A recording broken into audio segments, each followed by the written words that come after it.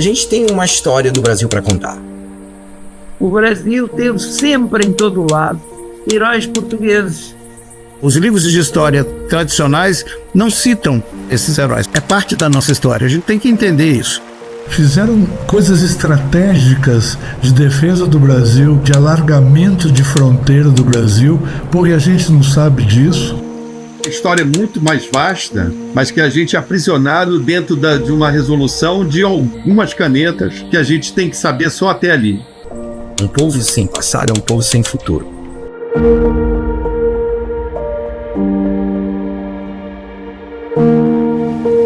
Difícil precisar quando uma aventura começa. Esta nasceu na cabeça certa para ganhar um mundo. Foi cultivada na cabeça de um homem com espírito irrequieto, curioso, aventureiro e inconformado, que o tem levado a muitas e muitas aventuras pelo mundo.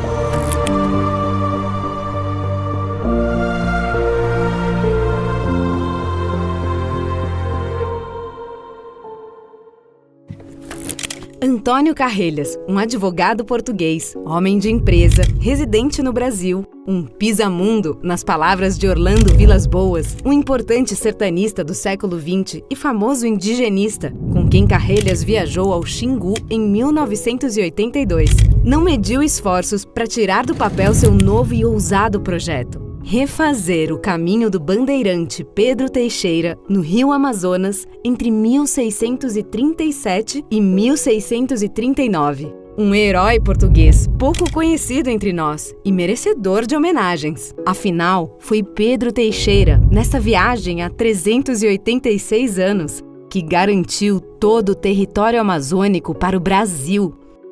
Eu sempre fui um apaixonado pela Amazônia e eu sempre pensei que um dia eu poderia participar de uma dessas expedições amazônicas.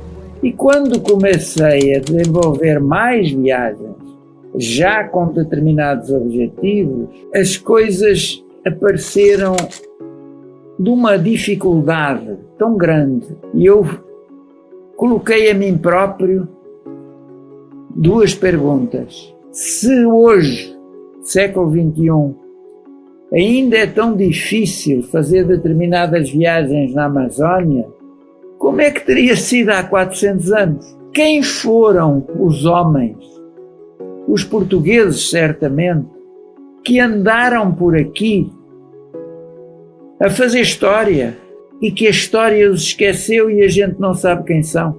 E aí aparece Pedro Teixeira. Em 1639, Pedro Teixeira lavra ao meio da floresta o Alto da Posse e, com este documento, em 1750, no Tratado de Madrid, o Brasil assegurou a posse de mais da metade do seu território. Antônio Carrelhas cercou-se de pessoas que o auxiliaram nas diferentes frentes dessa viagem. Foi recrutando possíveis expedicionários, estudando embarcações, captando recursos, vendendo sua ideia dia e noite em todo o Brasil, nas câmaras de comércio pelo Brasil, nos consulados de Portugal, em Brasília, na Embaixada de Portugal e em Portugal, na Embaixada do Brasil. Eu sou o fundador da Câmara de Comércio Brasil-Portugal aqui no Ceará, juntamente com o Rómulo Alexandre, que é um dos expedicionários, e foi aí que eu conheci uma figura, é uma referência, chamado Professor António Carrelhas. Até que chegou o momento de começar a planear uma viagem. Foi de tal forma difícil que eu cheguei quase a desistir. E se não desisti foi porque o meu grande amigo Rómulo Soares, de Fortaleza, que ele disse: Carrelhas, esta viagem vai ser feita, nem que seja só eu e você num barco de linha com uma rede às costas para dormir. Uma coisa é falar do Pedro Teixeira a 3.000 quilômetros ou num contexto completamente diferente, ou seja, pelos livros. Outra coisa é a gente falar de Pedro Teixeira nos locais onde ele passou, conversando com pessoas que vivem exatamente nesses locais. E essa viagem, na realidade, foi conseguida através do aluguel de um barco de pesca chamado Potira, e onde eu consegui reunir os 9 expedicionários de acordo com as suas funções a bordo, porque todos tínhamos uma função. Era uma missão que o António Pedro se tinha entregue de trazer à superfície a memória de um herói esquecido tanto em Portugal como aqui no Brasil, não é? Decidiu com seus companheiros que a viagem seria feita em 2 etapas, de Tabatinga até Manaus e depois de Manaus até Belém. E o trecho internacional feito por Pedro Teixeira chegando a Quito, no Equador, não seria realizado dado a complexidade e custos. Então, quando nós passamos durante 2 anos, 15 dias em cada um desses 2 anos percorrendo o Rio Amazonas, visitando pessoas que, entre aspas, 500 anos depois, vivem naquele local e poder falar do por que ele fala português e ele não fala espanhol, tem uma força muito grande. E a gente foi fazendo, foi extremamente interessante fazer o mesmo percurso 400 anos depois. Não, o cara botou a Tordesilha no ombro e levou até Quito. E era engraçado porque nós chegámos a estar em locais em que a pergunta era: vocês sabem quem foi Pedro Teixeira? Estávamos na rua Pedro Teixeira, na escola Pedro Teixeira, e nunca sabiam quem era o Pedro Teixeira.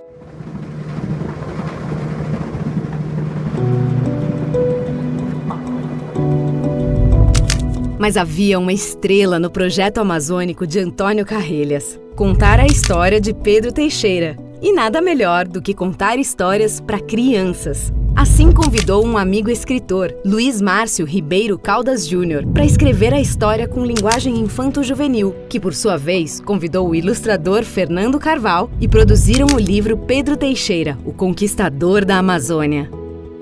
Eu fiquei encantado com a história do Pedro Teixeira e com a estratégia usada naquele 1639, num mundo sem comunicação, não existia motor, cara. E aí, então, veio o convite para escrever o livro infanto-juvenil, e foi a parte que eu mais gostei de tudo, pela natureza educativa do projeto. Eu acho que esse é um grande barato dessa expedição. Eu acabei elegendo uma técnica de trabalho, que é um tipo de desenho all-type, em que eu construo as imagens só com letra. A reação dos meninos ou de quem vê é de muita curiosidade, né? Porque eles começam a perceber como é que eu chego na caricatura do Pedro I, então eu faço uma paisagem, faço uma fortificação só com letras, né? Então é legal porque, assim, eu como ilustrador eu fico feliz de ver que as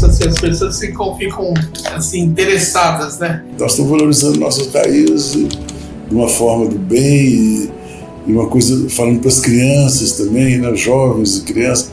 Então isso é muito bacana. Os livros foram distribuídos para os alunos das escolas públicas ao longo do Rio, durante as palestras que os expedicionários davam, sempre lotadas e muito animadas. No percurso entre Tabatinga e Manaus, a expedição parou em Benjamin Constant, São Paulo de Olivença, Santo Antônio de Içá, Fonte Boa, Mamirauá, Tefé, Coari, Codajás. Realizou 14 palestras em escolas de cidades, comunidades ribeirinhas e até para as Forças Armadas em Tabatinga e oficiais da Marinha do navio Hospital Soares de Meireles, que os acompanhou a partir de Fonte Boa. O público estimado foi de 3.000 pessoas. A dificuldade de contactar os pontos onde nós íamos desembarcar para que as escolas estivessem preparadas, para que as autoridades soubessem da nossa existência. As escolas não tinham telefone, não tinham e-mail funcional. Procurei o número do orelhão da cidade, de qualquer estranho que atendesse, eu pedia para que fosse à escola, me chamasse uma professora, coordenadora, quem fosse da escola, e daí começou toda uma cadeia de conversas porque era importante ter um contato, não só com a escola, mas com a prefeitura, e foi desse jeito que a gente conseguiu. Em todo caso, eu não posso deixar de referir a importância que teve em obter o apoio da Marinha do Brasil. Sem ela, nunca teríamos feito o que fizemos. Porque realmente a primeira fizemos num barco alugado por nós, todos os custos suportados por nós, só que a exposição que houve de mídia foi tão grande que na segunda etapa o governo brasileiro ou a Marinha brasileira acabou por pôr um barco, uma fragata à nossa disposição. A Expedição Pedro Teixeira foi nomeada pelo prefeito de Belém, Zenaldo Coutinho, como o primeiro evento oficial dos festejos do 4º centenário da Fundação de Belém, da qual Pedro Teixeira participou em 12 de janeiro de 1616. Assim, na Praça Pedro Teixeira, a 4 de junho de 2015, os expedicionários foram recebidos pelo prefeito e outras autoridades do município, plantaram juntos uma mangueira e inauguraram uma placa comemorativa.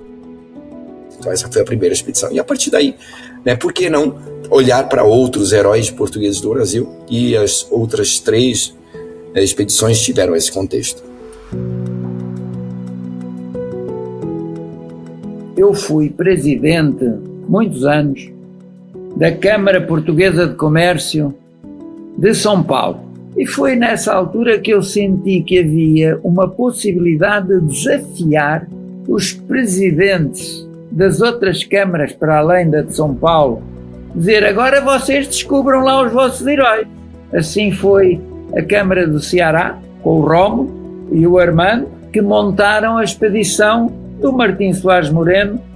E aí, qual é a expectativa da expedição, Raul? De momentos maravilhosos, de aprendizado e da gente estar juntos, é uma experiência fantástica. Eu espero bem que esta expedição seja a continuidade de outras que já apareceram e de outras que vão aparecer para ressuscitar nomes importantes da história do Brasil e da história de Portugal que foram esquecidos e que têm que ser reavivados. Depois do êxito da primeira expedição no norte do país, os expedicionários enxergaram a oportunidade de homenagear outros personagens que prestaram seus serviços à coroa portuguesa para o bem das fronteiras do jovem Brasil.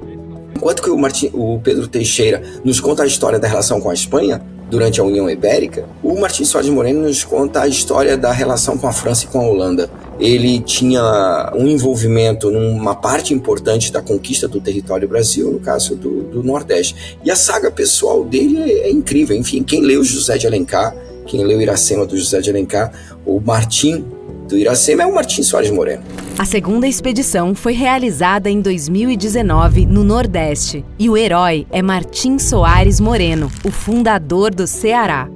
Ele vem para o Brasil nos primeiros anos dos 1600, ainda menino, e aprende a língua dos índios. Depois participa de várias expedições pelo Nordeste, defendendo o território, construindo fortificações e participando de batalhas de expulsão dos franceses no Maranhão.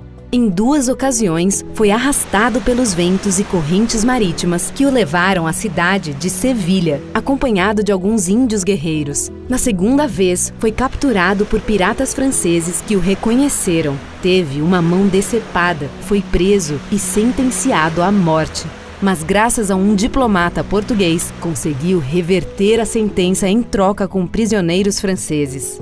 Assim, os amigos expedicionários partem da Barra do Rio Ceará, em Fortaleza, e vão até a ilha de São Luís do Maranhão, margeando na ida as terras banhadas pelo mar, palco de grandes batalhas, e na volta, percorrendo as terras altas do Ibiapaba, que dividem o Ceará do Piauí, para celebrar, 400 anos depois, Martim Soares Moreno, contando a história dele para crianças, alunos das escolas públicas em Fortaleza, Jericoacoara, Camocim, Tutóia, Guaxenduba e São Luís. A parte do aprendizado está na didática. A gente tentava entender o que chama a atenção de uma criança, o que chama a atenção de um garoto de 17 anos. É diferente de 6 anos. Essa experiência didática foi poderosa. E a gente tinha um rei, o Raul era o rei. A gente levava a coroa, a gente levava o baú. Todas as histórias saíam de dentro do baú. O baú saía a bandeira francesa, a bandeira holandesa, a espada, o tapa-olho do pirata. Tenho certeza que algumas crianças que a gente visitou há 10 anos atrás lembram da gente. Fazemos uma encenação, cada um finge que é um dos personagens que participou da história e tal. E tô lembrando até de uma criança, passa 3 meninos, um deles falou assim: nossa, essa foi a melhor palestra que eu já fui na minha vida, isso é um espetáculo. E nós não éramos professores, não somos professores, mas a gente queria contar essa história. Todos nós crescemos muito nesse processo. A história do guerreiro branco que, na ficção de José de Alencar, lutou ao lado de Jacaúna e por quem a Índia Tabajara Iracema morreu de amor após dar à luz a Moacir, o primogênito. Esta é a história de Martim Soares Moreno.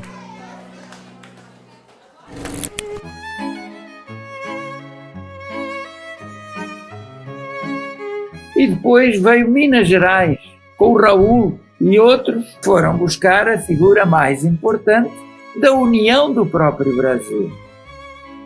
O ano de 2022 marcou os 200 anos da independência do Brasil. E em 2023, nossos expedicionários, em sua terceira viagem, partiram para homenagear o personagem principal desta história, Dom Pedro I, nos 200 anos dos caminhos da independência do Brasil.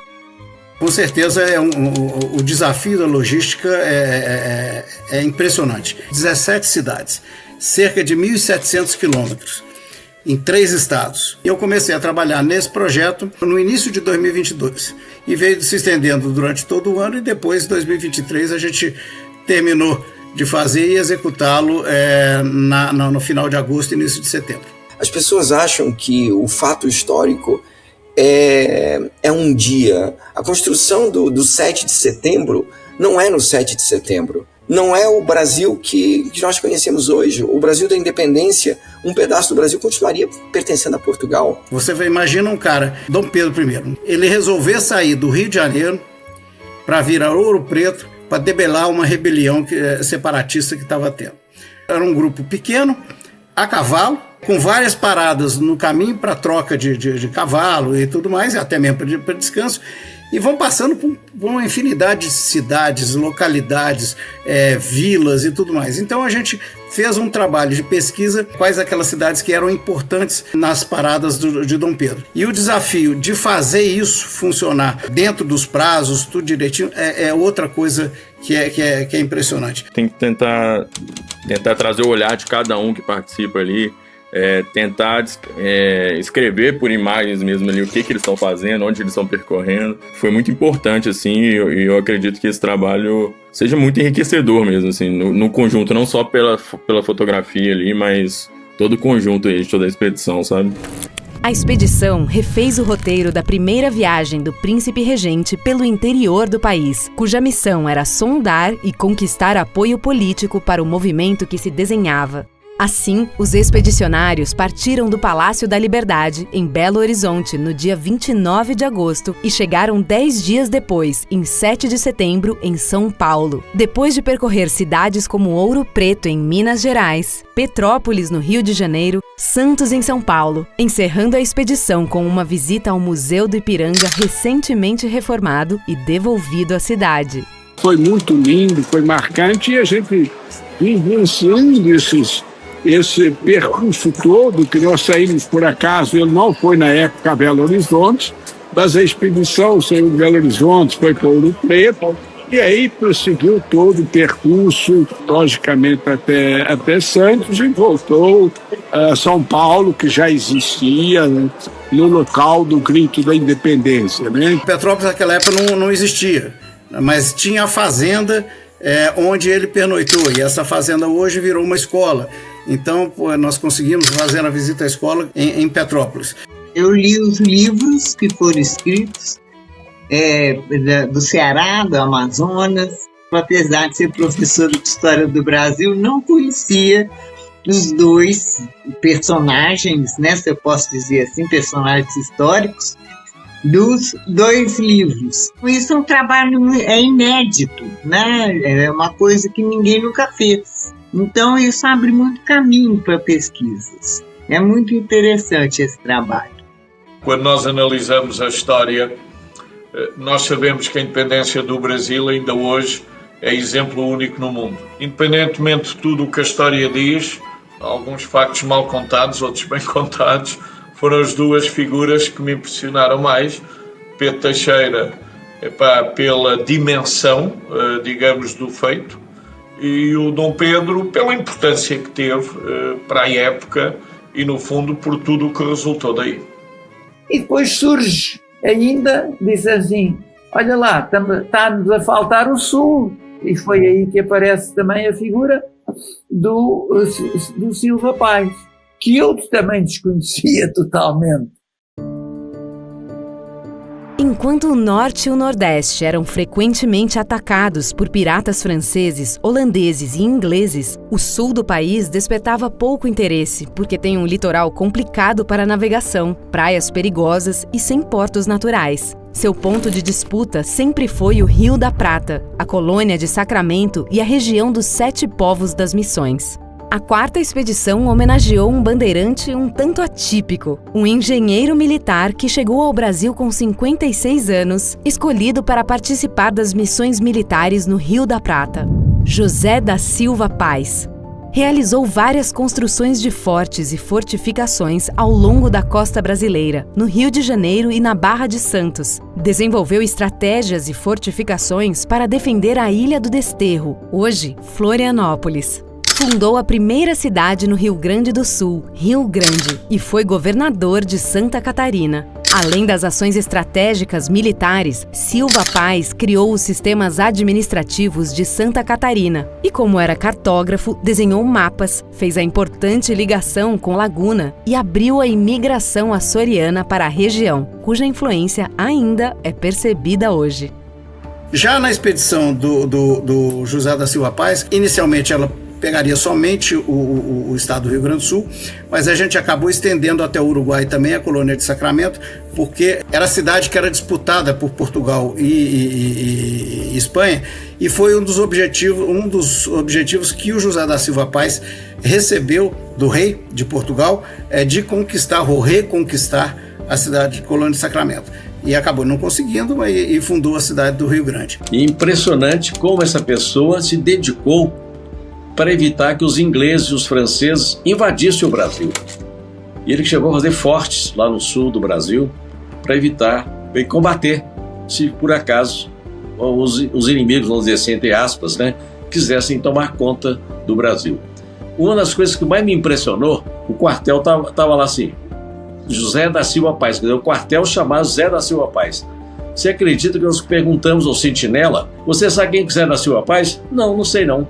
Quer dizer, eles mesmos não sabiam quem foi José da Silva Paz. E fiquei impressionado com uma senhora, com uma historiadora, com quem convivemos 2-3 dias, com a riqueza de conhecimentos que nós adquirimos.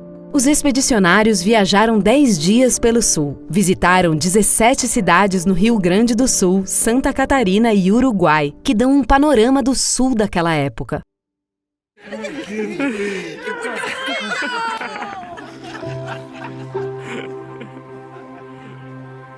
Acho que a história pode ser contada de várias formas, desde que sejam valorizados aqueles atores, sejam portugueses, sejam indígenas, sejam pretos, o que for, que foram e são importantes para a cultura brasileira que nós temos hoje.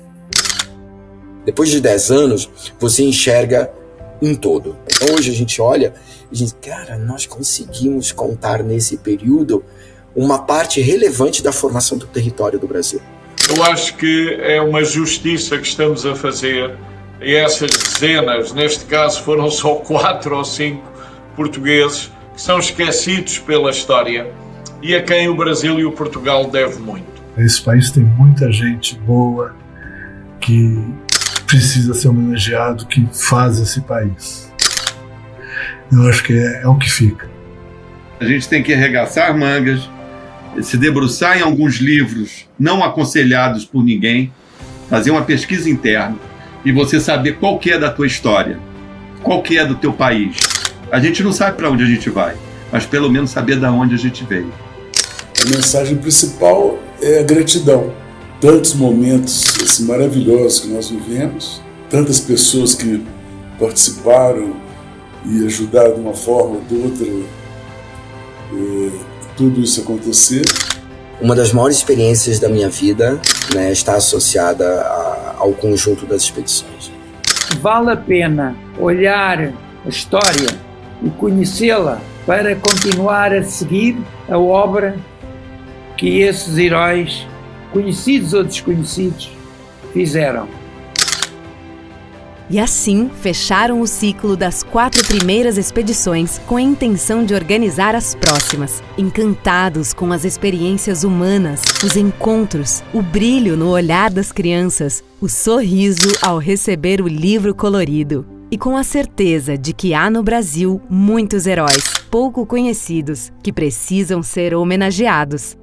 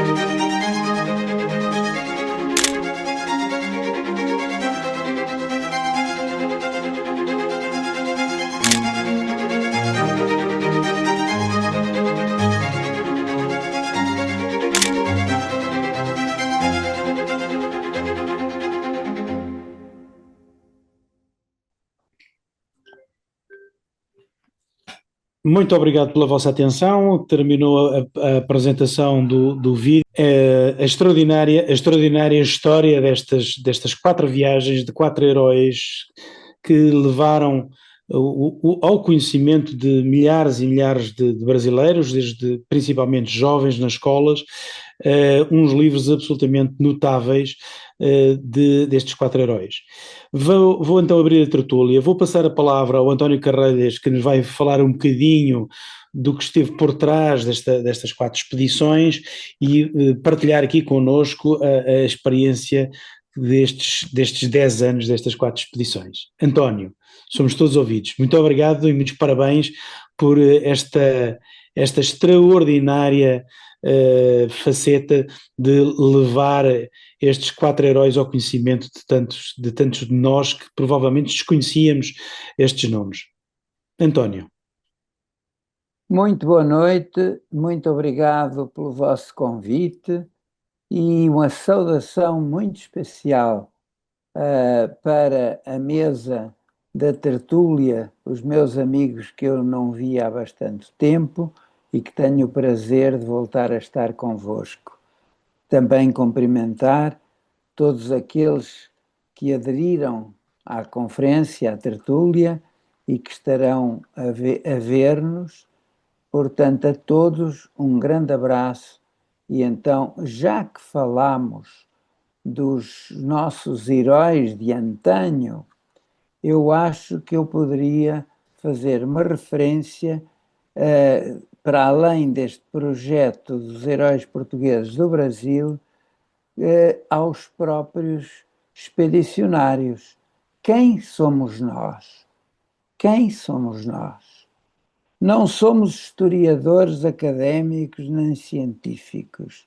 Somos leigos e profissionais dos diversos ramos, mas que gostamos de história e que através dela procuramos fortalecer os laços que ligam Portugal ao Brasil e chamar a atenção para nomes que antes de nós muito fizeram pelos 2 países e que a história esqueceu. E num momento em que parece moda desconstruir a história, nós pretendemos fortalecê-la. Somos contadores de histórias, a quem não basta ensinamentos lidos e ouvidos, mas que precisamos pisar o terreno onde os nossos antepassados andaram, lutaram e morreram. Deste modo, imaginar com mais vivência as histórias que contamos às crianças em mais de dezenas de escolas e aos milhares de alunos e seus professores que nos ouviram, alguma semente ficará. Esta é a descrição de nós, expedicionários, e que somos sempre entre 8 e 9. Mas para além disso, nós que falamos destas 4 expedições, eu acho que merecia a pena refazer uma referência a algumas curiosidades de cada uma dessas expedições, ou sobretudo da do Pedro Teixeira e da do Martim Soares Moreno. No Pedro Teixeira, no próprio vídeo, eles apontaram os pontos onde houve desembarques e paragens e que vocês viram ou ouviram que esses pontos tinham grande predominância de nomes indígenas, ou seja, entre a fronteira do Brasil com a Colômbia e com o Peru, onde nós iniciamos a expedição, e Manaus, os nomes predominantes são indígenas. Na segunda fase, de Manaus até Belém, eu permito-me mencionar aqui onde nós paramos. Paritins e Oriximiná, sem dúvida nome indígena, mas a partir daí, à medida que nos aproximamos de Belém do Pará, os nomes onde paramos foi Óbidos, Santarém, Alter do Chão, Alenquer, Monte Alegre, Almeirim, Porto de Mós e depois Grupá e Brevas e Belém do Pará. Mas, portanto, só por curiosidade, nós vemos que eu julgo que há 33 municípios só no Pará com nomes homólogos dos portugueses. Quanto à expedição do Martim Soares Moreno, não, há uma coisa que eu vos queria dizer também em relação à coisa do Pedro Teixeira, que é o apoio da Marinha. O apoio da Marinha foi extraordinário. Quando eu resolvi fazer uma apresentação do projeto à Marinha, e que o almirante que me recebeu mostrou-se interessado, mas disse que ia para estudo e para os diversos departamentos, ao fim de 2 anos ainda não havia nenhuma decisão. A decisão veio 15 dias antes da nossa partida. E aí já nós tínhamos alugado o barco, já estava tudo montado, mas um telefonema que eu recebi da Marinha, eles dizem-me que o seu projeto foi aprovado por ter interesse nacional. E o que é que o senhor pretende? Nessa altura eu só pretendia que nos desse proteção física e proteção à saúde. E aí, mesmo por telefone, eles comunicaram que nós podíamos seguir para Tabatinga, na fronteira, onde tínhamos um navio patrulha com 16 fuzileiros à nossa disposição. Esse apoio foi absolutamente fantástico. E atenção, há uma outra coisa que eu gosto de chamar a atenção, é que naquilo que nós pedimos à Marinha de proteção física, ora, essa proteção física, a segurança, ela foi indispensável e no próprio vídeo nós vemos que há uma lancha da Marinha onde nós vamos atravessar o rio e sou eu e o Rómulo, só. Nós os dois íamos fazer uma palestra a Benjamin Constant, que é a cidade do outro lado do rio, na fronteira com o Peru. E aí entramos na lancha da Marinha com uma tripulação de 4 marinheiros fardados, além de fardados, todos equipados com metralhadoras, com coletes à prova de bala e uma metralhadora na proa também. E quando partimos, verifiquei que havia uma outra lancha igual e com a mesma tripulação, também equipada com todas as metralhadoras e armamento, que seguiu ao lado de nós. Eu perguntei ao sargento comandante da lancha por que isto tudo? Porque somos só 2, eu e o Rómulo, que vamos fazer uma palestra ao lado lá do rio. A resposta foi: aqui ninguém anda sozinho. O problema da segurança é absolutamente fantástico.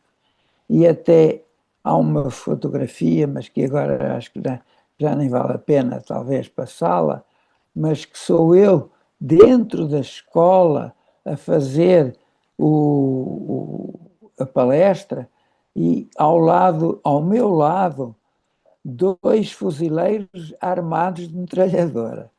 Portanto, isto é só para informar que a segurança naquela região é absolutamente exigida. Para além disso, eu gostaria de então também dar uma referência especial à expedição do Martim Soares Moreno, que o Rómulo já fez a explicação de quem é que ele era, o grande combatente dos franceses na tomada de São Luís do Maranhão, foi o fundador de Fortaleza e grande combatente nas tropas portuguesas, nas poucas que havia. Mas, além disso, ele tinha antecedentes extraordinários. Ele chegou menino à região de Fortaleza e aí foi deixado por um tio, que era o Diogo Moreno, que depois foi sargento-mor do exército português no Brasil, e porque ficou meio isolado, sozinho, ele passou a conviver com os índios. E os índios de Tabajara consideraram-no como filho de um dos caciques Jacaúna.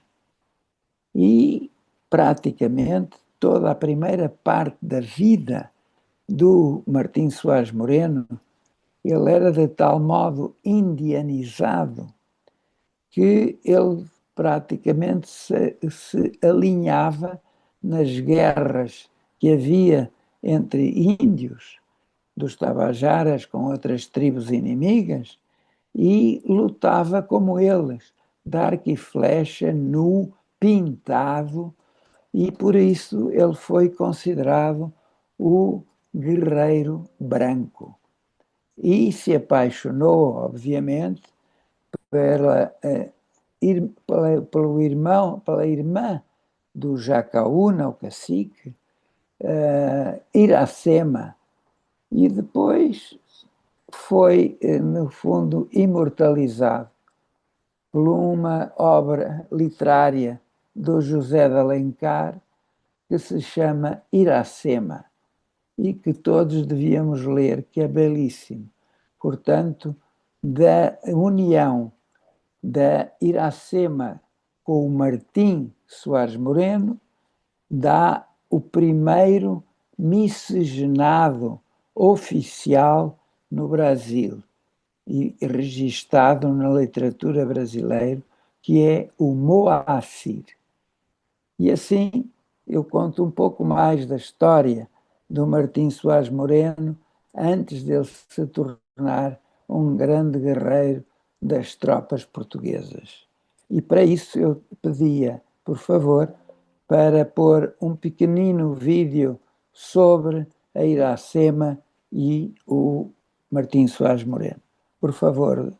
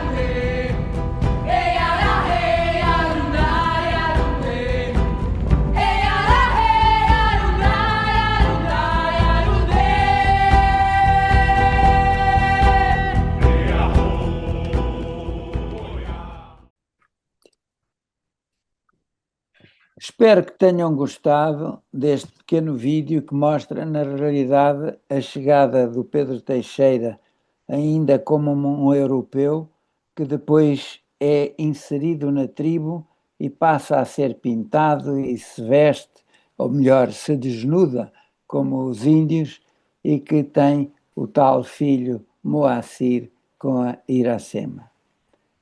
De maneira que eu sobre isto não tenho mais nada especial a dizer. Quero só agradecer a todos, aos que tiveram a paciência de me ouvir e de ver os vídeos, a todos os participantes da tertúlia e aos administradores e da própria tertúlia também o meu obrigado. Mas gostaria também de referir um obrigado especial a todos os meus companheiros expedicionários que nestas últimas expedições, que por força foram difíceis fisicamente para mim, por força da saúde, e que eles se ocuparam de mim extraordinariamente. Só para contar um detalhe, que numa das expedições para irmos ver qualquer coisa era necessário subir umas escadas íngremes e que eu teria dificuldade, o meu amigo e companheiro Armando Abreu, de Fortaleza, disse: António, agarra-te ao meu cinto que eu vou subindo e vou puxando. E assim eu consegui, na realidade, fazer tudo o que eles fizeram na expedição com esse apoio. Muito obrigado a todos e estou à disposição para qualquer pergunta que eu possa responder. Muito obrigado. Muito obrigado, António, foi muito bom, muito bom. Gostaria então de abrir a tertúlia a todos os que quiserem participar. Já temos um inscrito, Rui Carita. Podem-se ir inscrevendo. Passava, entretanto, a palavra ao Rui Carita. Ora, os meus parabéns. Verdadeiramente impressionante. Verdadeiramente impressionante, não tinha a dimensão do trabalho feito e é muito bonito, é muito agradável de ver, é muito gratificante, especialmente na altura que estamos por vezes a passar em relação à história, em relação a tudo isto. E queria dizer que há outros heróis por trás disto tudo, porque simpaticamente na última visita ao Uruguai, apareceu a minha querida amiga Bubi, arqueóloga do Uruguai, da Colónia de Sacramento, que é uma mulher de origem grega, Nelis Fuskis Zanbektoglilis. Devem calcular que ninguém se chama assim, não é? Quer dizer, só os pais não gostavam dela. Zanbektoglilis. Logo ficou a Bubi, sempre foi a Bubi. Teve ainda este ano aqui em Portugal outra vez e é de facto uma brasileira de coração que vive no Uruguai e é a maior defensora que nós alguma vez poderíamos ter na Colónia de Sacramento. Logo, ainda hoje se repetem sentidos de heroicidade e iconografia de pessoas que são intransponíveis na nossa memória histórica. Muito obrigado, António Carrelhas. Foi muito bonito ouvi-lo hoje. Obrigado. Obrigado a você também. Muito obrigado, Rui. Não sei se mais alguém se quer inscrever, colocar questões. Eu acho extraordinário aqui duas referências que o António deu. Uma, que na escola Pedro Teixeira não sabiam quem era o Pedro Teixeira, e outra, numa unidade militar, suponho eu que a José de Silva Paes, que ninguém sabia quem era o José de Silva Paes. É extraordinário que isto ocorra alguns séculos depois, e os 4 livros que eu por acaso tenho na minha posse, os 4 livros que foram escritos, ilustrados, com uma linguagem infantil-juvenil, são absolutamente extraordinários em termos de comunicação. São obras absolutamente notáveis em termos de comunicação para a juventude, e que deveriam ser tomadas quase como exemplo pelas entidades educativas, quer de Portugal, quer do Brasil, para passar história de uma forma muito didática, muito próxima da linguagem infantil e da linguagem juvenil. Mas passava então a palavra, se alguém quiser fazer intervenções ou fazer uma pergunta. Eu gostaria de passar a palavra para um grande amigo dele, que é o Claro. João Peralta, está nos acompanhando aí. João Peralta é português aqui do Brasil, né? Ô, João. Eu queria saudar o Dr. Carrelhas. Ele é um viajante extraordinário, onde ele revive a história dos 4 continentes. É uma delícia ler os livros dele, porque então, não só pelo estilo, mas pelo valor cívico, histórico, pela aventura e por nos revelar o Brasil e nos revelar também as grandes viagens feitas pelos nossos antepassados.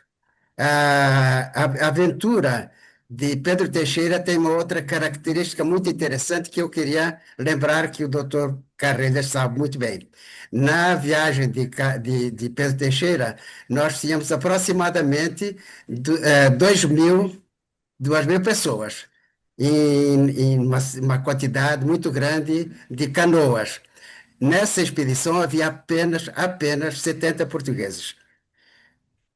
Quase 2.000 índios, dando toda a cobertura, possibilitando essa viagem. A união, em que pese todas as outras dificuldades que existiram ao longo da história, a união de portugueses e índios possibilitou realmente que o Brasil fosse o que ele é. E Pedro Teixeira é um homem extraordinário. Nós estamos ainda em 1637, nós estamos ainda na chamada União Ibérica, que na realidade não existiu. O que existiu de fato foi a união das coroas ibéricas, mas cada reino, cada império funcionou separadamente, embora com interferências. E Pedro Teixeira tomou posse de toda aquela região, em nome da coroa portuguesa, quando havia a união das coroas portuguesas. Muito obrigado, doutor Carrelhas, o senhor é um homem extraordinário. Eu sou muito honrado por ter a sua amizade. Obrigado pelo seu trabalho, pela sua apresentação maravilhosa, porque não foi só o senhor teve uma equipe que trabalhou e valorizou essa equipe. Muito obrigado. Muito obrigado, João, muito obrigado por ter estado connosco e muito obrigado, António. Não sei se quer dizer alguma coisa ao João Peralta.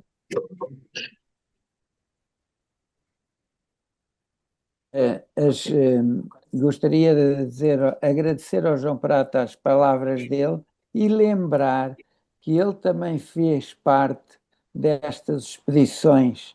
Ele montou também, salvo erro, em 2015, uma expedição da qual eu participei e o Elcio Secomandi também, que partimos de Bertioga no veleiro Triunfo, que pertencia ao Peralta, e fomos até ao Rio de Janeiro.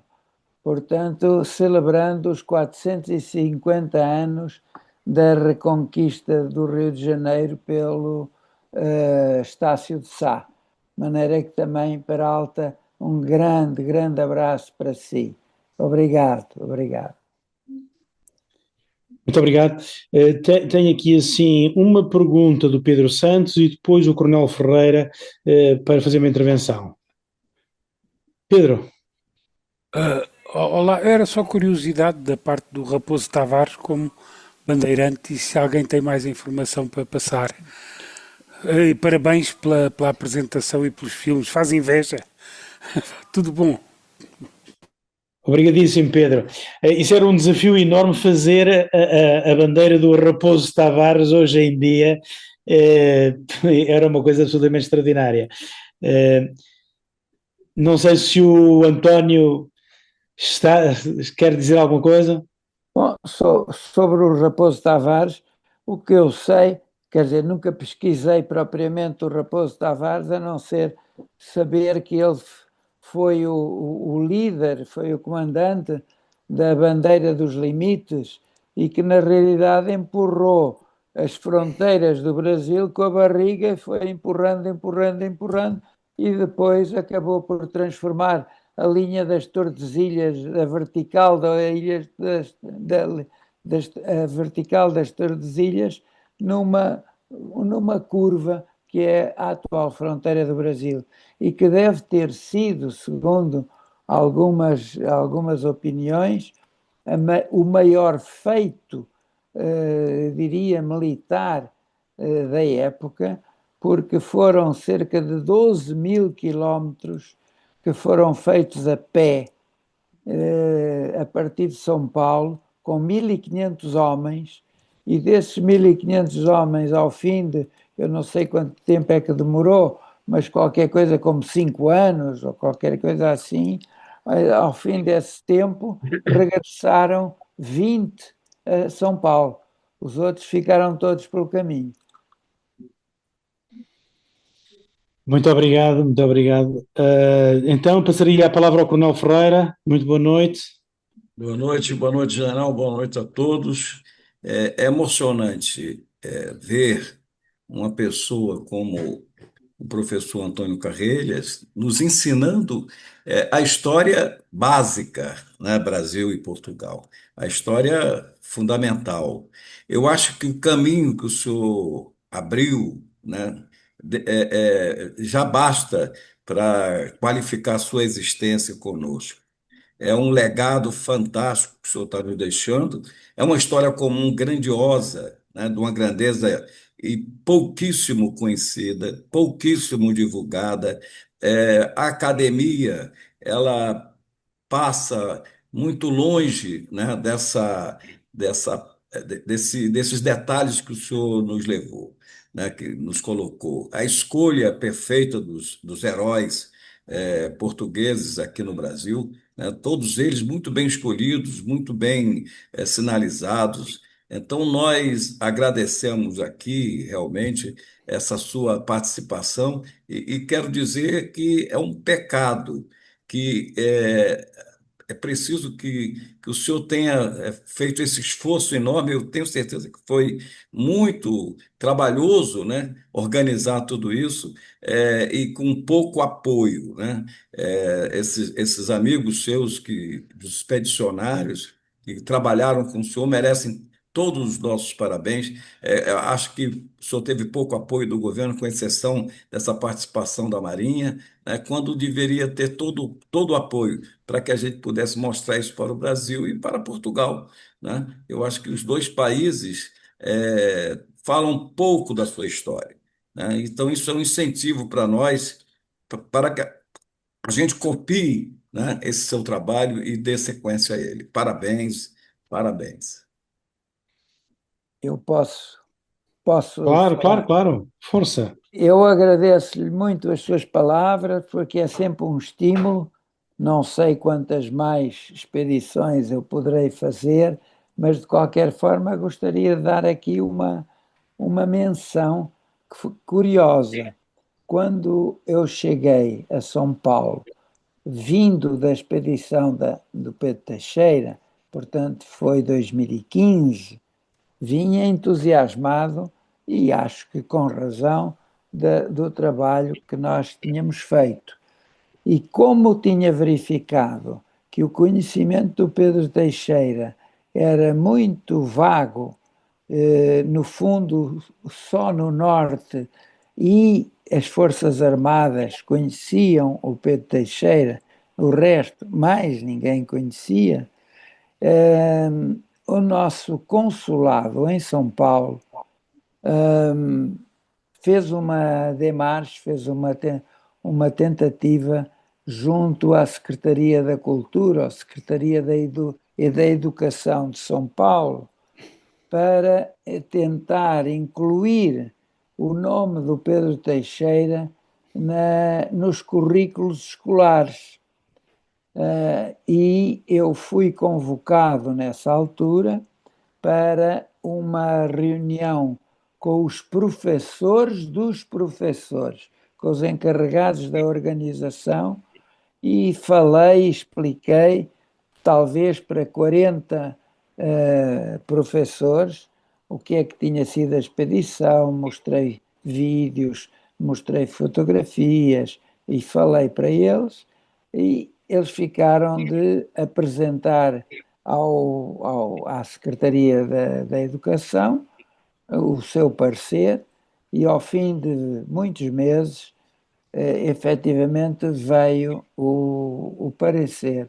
O parecer era de que o Pedro Teixeira não tinha interesse para incluir nos currículos escolares, de maneira que eu também fiquei nessa altura muito decepcionado com, com o desinteresse cultural dessa Secretaria da Educação. De maneira que isto era só um comentário. Mas entretanto, acho que foi muito importante o apoio que tivemos da Marinha, e também já agora conto uma coisinha rápida que foi também interessante. Foi quando chegámos a Belém, eu estava fazendo a minha apresentação, a minha saudação, e obviamente gastei mais de um minuto a saudar a Marinha, a agradecer a Marinha, os diversos navios que eles puseram à nossa disposição e que nos transportaram, etc. E de repente eu vejo que na plateia estava também o general comandante da região norte do Amazonas e do Pará e tudo isso. E aí eu pensei, já cometi uma gafe, não falei no exército, de maneira que quando saí fui propositadamente falar-lhe e agradecer a presença dele também nesta recepção que eles nos faziam. E eu, a mensagem que o general deu para mim foi: você sabe que o Pedro Teixeira era do Exército, a Marinha é uma mera transportadora.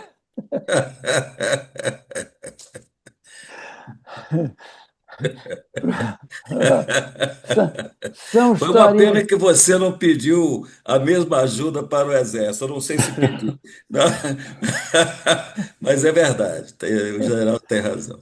Tem razão, sim, até porque o batalhão de selva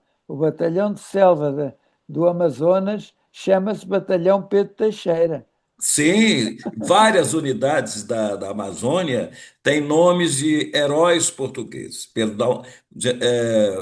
Dalmada, Ricardo Franco, Sebastião de Cáceres, Pedro Teixeira, Soares Moreno, Silva Paz, né? São nomes de unidades, de guarnições militares. Muito bem, eu não sabia isso. Muito obrigado. Já agora, só mais uma coisa para encerrar, se os senhores quiserem, que é, eu tive também o grande privilégio de 2 ou 3 meses depois do fim da expedição, já eu tinha vindo para São Paulo e voltei a Belém para a inauguração do Colégio Militar de Belém. E como eu fui aluno do Colégio Militar aqui em Lisboa, em Portugal, eu levei do nosso Colégio Militar a história do nosso colégio para deixar de presente ao Colégio Militar de Belém do Pará. É só isso. Pronto. Muito obrigado. Muito bem. Então temos aqui a Marinha a levantar a mão. Medeiros, meu grande amigo, muito boa noite. Boa noite a todos. É uma alegria muito grande estar aqui essa noite com o Dr. Carrelhas. Eu queria pontuar duas coisas. Da mesma forma como foi espantoso não ter crianças conhecendo o Pedro Teixeira, eu acho que nós aqui nesse grupo temos a obrigação daqui para frente de fazer ficar conhecido de uma forma mais ampla em Portugal e no Brasil o Dr. Carrelhas. Eu acho que, como já foi dito aqui, esse périplo feito, como o senhor reconhece, que se no século XXI, com todo o aparato já foi difícil, mas o senhor fez. Enfim, esse é um ponto que, muito obrigado pelo senhor existir, por ter feito o que fez. Eu acho que eu falo por todos. E em relação à questão do que não aceitaram o Pedro Teixeira, que eu acho que isso passa pelo aquilo que o senhor falou no início, aquela necessidade de construir a história. Eu tenho certeza que isso não representa o pensamento do povo brasileiro. Em 2022, quando o senhor andou por aqui, a efervescência política ela é grande e há uma necessidade, acho que isso ocorre também, no mundo todo, né, a necessidade de desconstruir os nossos personagens. Então, eu acho que daí vem um pouco desse viés. Não é nada assim contra o Pedro Teixeira, é uma coisa generalizada, na minha visão. E aí, respondendo ao general e à turma que está aí do Exército, eu só diria agora que a Marinha tem na Amazônia os dois navios mais importantes, acho que o senhor teve num deles, um é o Pedro Teixeira e outro é o Raposo Tavares. Então, vamos que vamos, muito obrigado, parabéns por tudo. Muito obrigado, Sr. Comandante. Muito obrigado, porque o senhor representa, na realidade, a Marinha que nos apoiou extraordinariamente, não só na proteção, como até no transporte. Como diria o general, a Marinha foi transportadora. Obrigado. Muito obrigado, António. Não sei se a professora Renata Marota deixou uma mensagem, mas gostava que fosse ela a dizer a própria mensagem de viva voz. Professora, da academia para um financeiro economista que se mete nestas aventuras. Deixa eu localizá-la aqui. Eu tentei chamá-lo de uma forma enaltecendo, então eu chamei de grão expedicionário, Antônio de Barcelar Carrelhas. Vamos parabenizar a todos os expedicionários desse trabalho corajoso, desbravador e inédito, que relata histórias que escreveram a verdadeira história deste nosso imenso Brasil. Meu nome, Renata Marota, parabéns a todos. E vou acrescentar parabéns aos organizadores e àqueles que conseguem convidar e trazer pessoas tão interessantes, pessoas tão valorosas para trazer os seus conhecimentos para nós que estamos assistindo e participando. Muito obrigada a todos. Muito obrigado, professora, muito obrigado. Bom, estamos a chegar ao fim. Não sei se o António quer dizer mais alguma coisa. Ele pediu-me para deixar aqui uma mensagem. Vou partilhar uma mensagem que ele me passou para eu compartilhar, e acho que é uma mensagem extraordinária.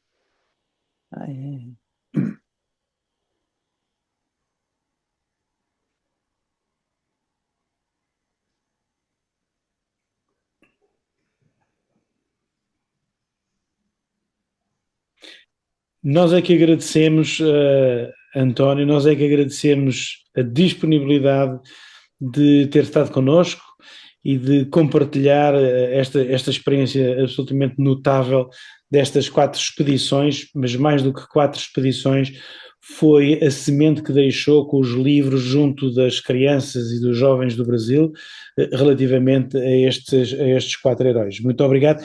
Eu acho que nós é que temos que agradecer, não é o António que tem que agradecer, nós é que temos que agradecer todo este sucesso e toda esta aventura que fez e que levou até aos confins do Brasil e que veio aqui assim compartilhar connosco. César, eu sei que o César também quer dizer qualquer coisa. Eu estava me segurando aqui. Eu acho que cada um dos que falou antes falou um pouco de coisas que eu queria dizer. Primeiro, o Rui Carita, quando traz o Rui Carita, ele é sempre tão prolixo, né? E hoje ele se conteve e falou assim, emocionante, porque essa foi a sensação que tive. A sensação de emoção de ver a somatória de feitos desse homem ao longo da carreira e o empenho vívido nessa parte da vida. E que culmina um pouco com a frase final que ele deixa para todos aí, que foi muito bem colocado pelo Rui, de não lê-la, mas deixar que nós todos, com o nosso silêncio, nossa solitude, lêssemos, entendemos que essa motivação do sonho faz com que a gente fique imortal, né? Tem uma frase de um escritor americano chama Daniel Wallace, que diz que o homem conta suas histórias tantas vezes que ao morrer ele se torna as histórias que conta. Isso posto, é claro que o Carreiras tem um marco muito bem, e eu me sinto muito feliz de a gente ter conseguido registrá-lo aqui, registrar essa tertúlia, e agradeço ao Rui por ter colocado os vídeos também. Eu acho que ficou muito redonda, muito bem resolvida. Eu geralmente edito a tertúlia uma semana ou duas. Estejam certos que amanhã à tarde já vai estar no ar. Eu vou fazer questão de editar para que a gente consiga compartilhar isso o mais depressa possível, tá bem?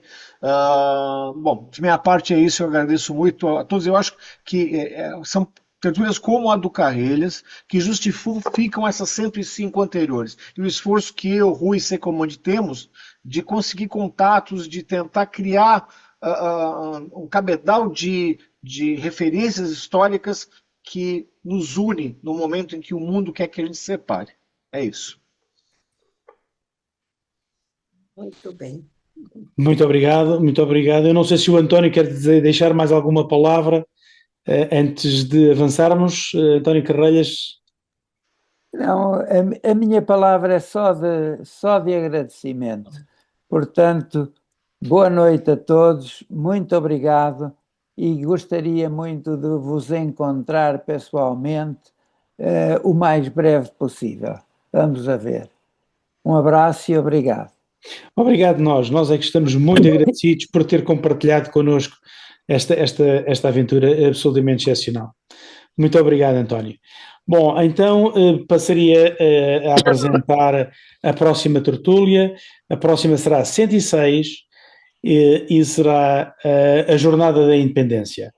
Vamos ter connosco o professor Dr. Jorge Pimentel Sintra, que é docente titular do Museu Paulista, da Universidade de São Paulo, que leciona disciplinas de pós-graduação na Escola Politécnica da Universidade de São Paulo, é sócio titular do Instituto Histórico e Geográfico de São Paulo, onde ocupou vários cargos, inclusive a presidência em 2018, 2020 e 2021-23. Em todas estas instituições desenvolveu sempre atividades em prol da cidade, notadamente com as suas pesquisas sobre a história de São Paulo e em particular sobre a cartografia paulistana. Vem trazer connosco um tema muito interessante, que é o trajeto preciso de Dom Pedro no dia 7 de setembro de 1822, de Santos a São Paulo, baseado nos relatos de 4 testemunhas presenciais dessa viagem com imagens da época e atuais. Posso-vos dizer que eu assisti a esta palestra mesmo em São Paulo, no Instituto, pelo próprio professor, e é uma história muito interessante e extraordinária e que nos permite pensar muitas vezes aquilo que depois fica registado e o que é o mito e o que é a realidade. Estejam connosco, muito obrigado pela vossa presença. Uma boa noite a todos e mais uma vez muito obrigado ao António por ter partilhado aqui assim as suas exposições connosco. Muito obrigado. Até logo, bom domingo a todos. Muito obrigado, muito obrigado. Parabéns, bom Antônio. Domingo.